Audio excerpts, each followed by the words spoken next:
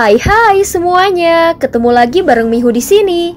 Oh ya, kali ini Mihu akan membawakan alur cerita Donghua yang berjudul Battle Through the Heaven.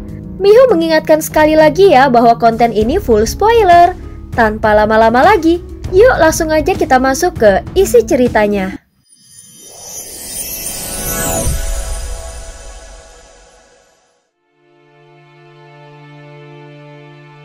Melanjutkan dari kisah sebelumnya. Sebelumnya Chu Jiangyi memutuskan untuk menjadi budak selama 100 tahun. Dia melakukannya agar bisa mendapatkan bantuan dari sosok yang berada di balik tangan hitam raksasa dan bisa membunuh Xiaoyan. Pada saat ini kekuatan integrasi bintang Xiaoyan direbut oleh kekuatan misterius tangan hitam. Namun Xiaoyan tidak terlalu memikirkannya. Kedua tangannya segera mengepal erat. Seluruh tubuhnya memancarkan cahaya keemasan dan dia memulihkan tubuh raksasa setinggi 1.000.000 kakinya. Dia segera melepaskan 82 pukulan para dewa dengan kekuatan penuhnya. Meskipun tubuh raksasanya membatasi kecepatannya, namun Xiaoyan terus-menerus melayangkan pukulan demi pukulan. Adapun kekuatan darah dan ki-nya terus menahan tekanan yang kuat dari tangan hitam. Rasa sakitnya sangat menyiksa dan nafasnya terengah-engah. Namun dia tidak bisa menggoyangkan tangan hitam itu sedikit pun. Ketika tinjunya menyentuh tangan hitam itu, darah dan dagingnya mulai terkelupas dan suara retakan terdengar dari tulangnya. Bahkan kedua tinjunya tidak sempat pulih. Saat ini tangannya telah hancur seluruhnya dan hanya tersisa 2 lengan tanpa kepalan tangan. Meski demikian, tubuh Xiaoyan tetap berdiri dengan tegak. Matanya dipenuhi dengan semangat bertarung yang membara. Bayangan 7 langkah dewa pembunuh muncul dari balik tubuhnya. Dan ketika mendekati tangan hitam kering itu untuk menyerang, bayangan puluhan 7 langkah dewa pembunuh seolah-olah mengalami hantaman besar dan langsung hancur berkeping-keping. Tampaknya di dalam tangan hitam itu tersembunyi kekuatan yang mampu menghancurkan semua hukum dunia. Jadi ini bukan sekedar teknik bertarung biasa. Kekuatan ini berasal dari eksistensi yang luar biasa kuat. Xiaoyan merenung sejenak di dalam hatinya dan berpikir makhluk seperti apa yang hanya dengan 1 tangan mampu menekannya sejauh ini. Seolah-olah semua kekuatan yang dimilikinya tampak tidak berarti di hadapan tangan hitam ini.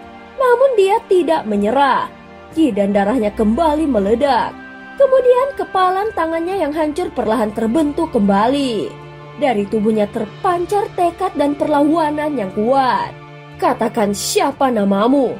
Ucap Xiaoyan menatap ke atas dan berteriak dengan keras. Namun tidak ada jawaban. Meski tidak mendapatkan respon, Xiaoyan tidak menyerah. Gambar tangan itu telah terpatri di dalam benaknya. 4 monster tua termaksud tangan ini telah masuk ke dalam daftar pembalasan dendam dari Xiaoyan. Tidak peduli apakah mereka dikirim oleh Master Suzu atau bukan, Xiaoyan tidak akan tinggal diam, tentu saja dendam ini akan dibalasnya. Namun untuk saat ini, yang terpenting adalah bisa bertahan hidup. Hahaha, tubuh klan Yuan Shenmu belum dapat sepenuhnya digunakan. Bahkan 30% kekuatannya masih belum bisa dikeluarkan. Sungguh menyedihkan. Beberapa saat kemudian, suara dingin dan penuh tekanan dari sosok misterius di balik tangan hitam terdengar di kehampaan. Dia tidak menjawab pertanyaan Xiaoyan. Dia justru memberikan penghinaan atas tubuh klan Yuan Shen-nya. Pikiran Xiaoyan tetap tenang. Kedua tinjunya mengepal lagi dan dia menolak untuk menyerah. Karena dia tidak memiliki jalan mundur, maka dia harus tetap berdiri dan bertahan. Saat berikutnya pukulan Xiaoyan terus menerjang. Namun tangan hitam itu perlahan mengecil dan ada garis-garis emas yang berkilau di atasnya. Kemudian menekan tubuh Xiaoyan dengan kekuatan luar biasa yang turun dari langit. Tubuh klan Yuan Shen Xiaoyan yang setinggi jutaan kaki langsung dihantam dan terpental. Dalam sekejap, dia kehilangan kendali atas seluruh tubuhnya. Saat berikutnya uap putih panas muncul dan menyelimuti tubuh Xiaoyan. Seketika tubuh Xiaoyan yang hancur mulai tumbuh kembali. Sesaat setelah tubuhnya terpental, serangan berikutnya kembali datang dengan ganas. Namun tubuh Xiaoyan belum benar-benar hancur total. Tentu saja hal itu karena kemampuan pemulihannya yang luar biasa. Meski tekanan mengerikan terus-menerus menghancurkan tubuhnya, meski daging dan tulangnya remuk berkali-kali, namun berkali-kali pula dia menyatu kembali. Di matanya terlihat semangat bertarungnya semakin membara. Giginya terkatup rapat dan dia tidak pernah menyerah walau sedikit pun. Kalau kau sedikit lebih kuat, mungkin aku akan mempertimbangkan menjadikanmu budakku. Sayangnya, kau masih terlalu lemah dan enggan tunduk padaku. Maka obsesi ini harus dihancurkan. Suara dingin itu kembali terdengar dari langit. Seketika darah Xiaoyan langsung mendidih saat mendengarnya. Jantung api dan jantung guntur langsung meledak dari tubuhnya. Walaupun dia memiliki kekuatan asal, namun sayangnya kekuatannya masih terlalu lemah. Kalau kau bisa membunuhku, maka lakukanlah. Tetapi jika aku masih hidup, aku bersumpah tidak peduli kau bersembunyi di dunia manapun, aku akan datang untuk membunuhmu. Xiaoyan mendongak dan matanya bersinar seperti pedang yang penuh keyakinan. Dia yakin bahwa dia tidak akan mati di sini dan dendam ini memang nyata. Meski lawannya datang atas perintah Master Suzu, Xiaoyan tidak akan pernah melepaskan mereka. Kalau kau masih tidak mau menyerah, baiklah. Namun hari ini kupastikan kau akan mati. Tubuhmu akan hancur dan jiwamu akan lenyap. Suara arogan itu bergema dan telapak tangan hitam raksasa kembali menghantam dari langit. Detik berikutnya, tubuh Xiaoyan hancur berantakan. Bahkan formasi pelindung kuno ikut remuk. Namun di tengah kehancuran itu, kilatan cahaya kemasan menyala di atas tangan hitam itu dan menghentikan pemulihan tubuh Xiaoyan sepenuhnya. Cukup sampai di sini. Matilah. Dengan suara keras itu, tubuh raksasa Xiaoyan meledak berkeping-keping menjadi lautan darah dan daging yang menyelimuti kehampaan. Seketika seluruh kehampaan berubah menjadi lautan darah keemasan. Di kejauhan, Raja Dewa Ye menunduk hormat pada Ye Beijing. Aku mohon bantuanmu, Nona Ye Beijing. Satu-satunya harapan kita hanyalah dirimu. Setelah tangan itu muncul, sepertinya Raja Dewa Ye pun tidak yakin bisa melawannya.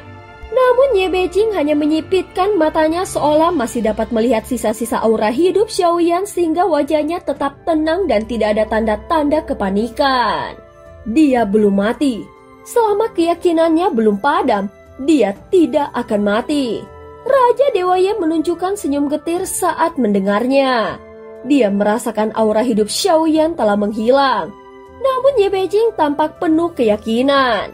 Biarkan aku menangani semua yang tersisa dari orang ini, ucap Zhu Jiangyi sambil bersiap melancarkan serangan pamungkas.